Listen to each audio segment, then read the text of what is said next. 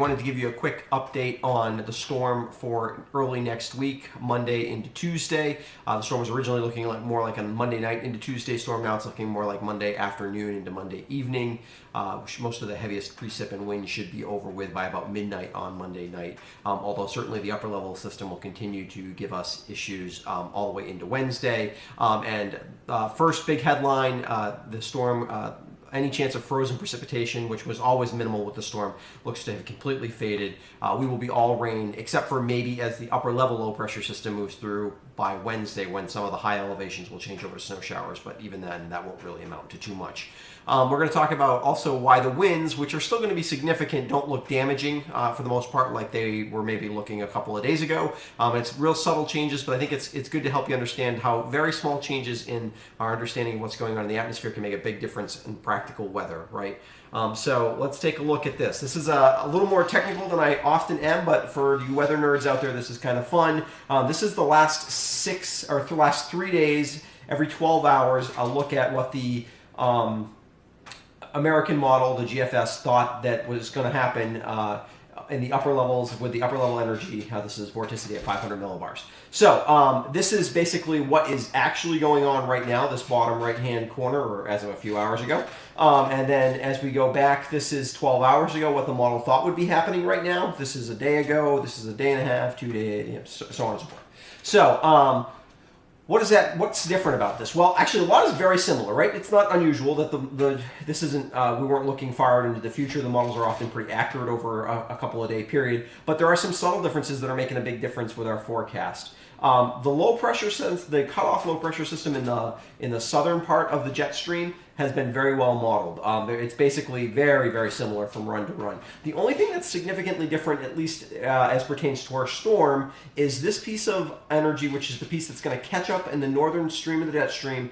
And basically when these two pieces of energy come together, they create a really strong storm at the surface. Well, this piece of energy is actually quite a bit weaker than the models were thinking it was going to be a few days ago. If you look, you can see subtly how the temperature, like the colors get brighter and brighter the further back you move over the Pacific Northwest. And that's because the models thought that short wave, what we would call like that piece of energy in the mid levels of the atmosphere and upper levels, the models thought were going to be stronger. And the reason the models get that kind of thing wrong quite often, in this case particularly, this piece of energy in the southern stream was already on shore 2.5 days ago, and so it was well modeled. We send there's lots of balloons and things like that. It's well sampled. The piece of energy across the Pacific Northwest was out over the middle of the ocean.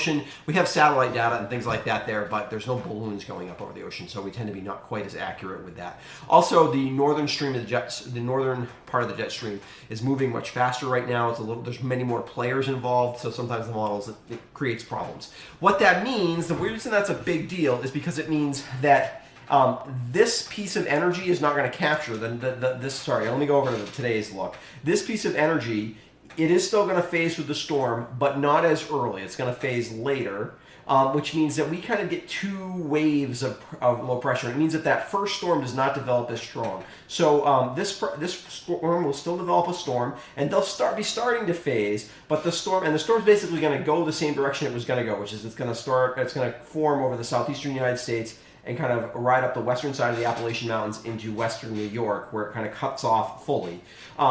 What's going to happen then is a secondary low pressure system is going to form as they kind of fully phase, and eventually it will become just about as strong, the second storm, as the first storm was originally predicted to be, but it happens over a slower period, and that means that there's not quite as much energy for the storm to work with overall. So what that means is, particularly in terms of wind, which was always the biggest concern with this system, that won't be as big a concern, which is ultimately a good thing, because I think it means we're unlikely to see at least any significant power outages here in southern Vermont. So a lot of explanation to explain, hey, it doesn't look like we're going to get, it also means that we're probably not going to get any kind of flash flooding rains, which were sort of a possibility.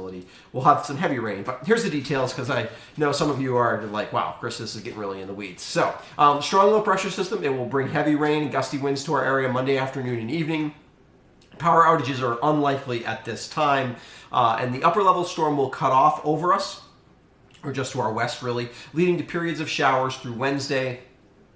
Some of the showers could be in the form of snow by Wednesday. and the winds will also be gusty through Wednesday. So thanks for sticking through this kind of more detailed look at what's going to happen weather-wise. If anything changes with the storm, I'll certainly be back with additional details. Also want to give a quick shout out to my patrons who help support what I do here. And if you want to become a patron, there's a link below on some of the benefits you get from being a patron and what that can mean in terms of helping out with what we do here at West River Weather Guy. So thank you, and we will see you again for a live forecast on Monday morning at 7 a.m.